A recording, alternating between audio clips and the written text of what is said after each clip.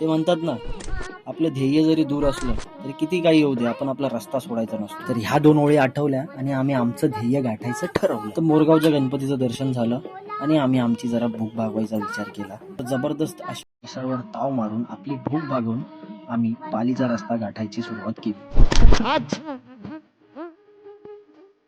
पालीला जाता जाता आम्हाला तामिनी घाट लागणार होता हे आम्हाला माहिती नव्हतं. ते नशिबाने जुळून आलं. त्यामुळेच तामिनी घाटातल्या मेन स्पॉटची फुटेज आम्हाला घेता आली नाही. आणि जोरदार पाऊस सुद्धा होता. पण माझ्या डोळ्यांनी काहीतरी टिपलं होतं.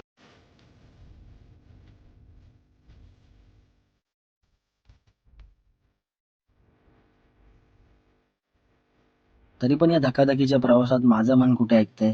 शेवटी टिपलाच तामिनी घाट मी माझ्या नजरेने.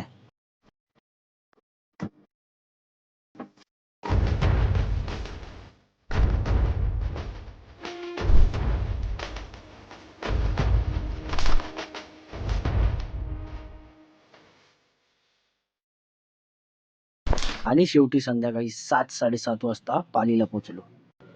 तर पालीचा बल्लाळेश्वर हा सुधागड तालुक्यात असून रायगड जिल्ह्यात आहे. पालीच्या बल्लाळेश्वराची कथा अशी सांगितली जाते की बल्लाळ नावाच्या भक्त मुलाने गणेशाची अतूट भक्ती केली. त्याच भक्तीने प्रसन्न होऊन गणेश इथे बल्लाळेश्वर नावाने प्रकट झाले.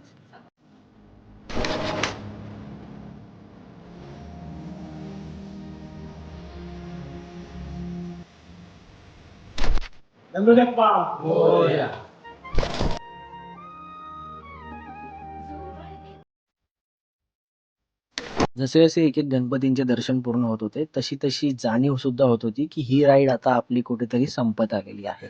त्याच राईडच्या आठवणींचा गाठोडा घेऊन आम्ही महाडचा रस्ता गाठण्याची सुरुवात केली.